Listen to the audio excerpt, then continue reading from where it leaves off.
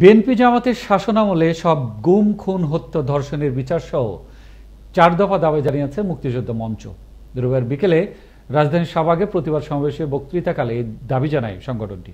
এ সময় জিয়াউর রহমানের বিরুদ্ধে 1977 সালে সামরিক ও বেসামরিক কয়েক হাজার মানুষকে খুনের অভিযোগ এনে মরণোত্তর বিচারের দাবি জানায় সংগঠনটি। সহকর্মী জয়নাল আবেদিনের প্রতিবেদন, ক্যামেরায় ছিলেন আলী আহমেদ। আজকে যে ঘোষণা দেওয়া হয়েছে, বিভিন্ন সময় বিএনপি ও 4 দলীয় জোটের ক্ষমতা চলাকালীন সময় গুম খুন ও বিভিন্ন নির্যাতনের দাবিতে শাহবাগে যৌথ বিক্ষোভ সমাবেশ করে মুক্তিযুদ্ধ মঞ্চ নামে সংগঠন। রবিবার বিকেলে রাজধানীর শাহবাগ জাতীয় জাদুঘরের সামনে একটি অনুষ্ঠিত হয়। এ সময় উপস্থিত ছিলেন মুক্তিযুদ্ধ মঞ্চের সভাপতি আমিনুল ইসলাম বুলবুল, মুক্তিযুদ্ধ মঞ্চের উপদেষ্টা মুক্তিযোদ্ধা রুহুল আমিন মজুমদার, ভাস্কর্য শিল্পী রাশা সহ আরো অনেকে। অনুষ্ঠানটি পরিচালনা করেন মুক্তিযুদ্ধ মঞ্চের সাধারণ সম্পাদক আল মামুন। এ সময় তারা গুম খুন হত্যা ধর্ষণ অগ্নিসংযোগ সহ বিভিন্ন নির্যাতনের বিচারের দাবি করেন ভুক্তভোগী পরিবারের সদস্য ও সংগঠনের নেতারা। জিয়াউর রহমান সাহেব কতজন মুক্তিযোদ্ধা সেনাবাহিনীতে ছিল, তাদের আপনি হত্যা করেছেন, কূপ সাজিয়েছেন, এবং এখানে কিন্তু মুক্তিযোদ্ধাদেরই হত্যা করা হয়েছে। মুক্তিযুদ্ধের বাইরে যারা ছিল তাদের আপনি কিছু বলেন নাই। তারা এই বাংলার সোনার বাংলাদেশে কিভাবে তারা মাথা উঁচু করে দাঁড়াচ্ছে। প্রতিটা মহল্লায় আজকে জামাত শিবির বিএনপি এরা এত সক্রিয়, এরা এতভাবে শক্তিশালী অর্জন হয়েছে যে এই শক্তিটা তাদের ভেঙে দেওয়া উচিত।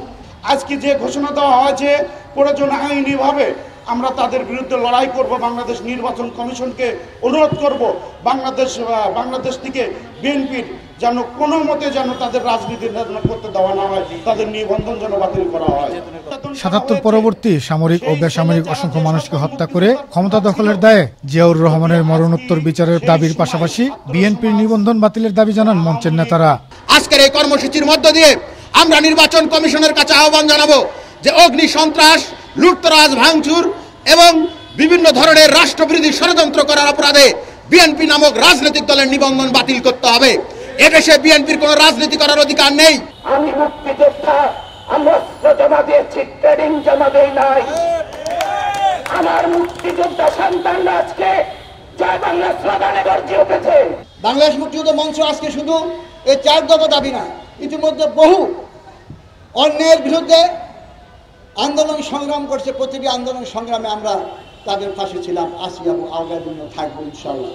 যারা এই দেশের রাজনীতিতে বঙ্গবন্ধুকে মানে না, যারা এদেশের স্বাধীনতাকে মানে না, স্বাধিকার আন্দোলনকে মানে না, তাদের বিরুদ্ধে আমাদের সংগ্রাম করতে হবে।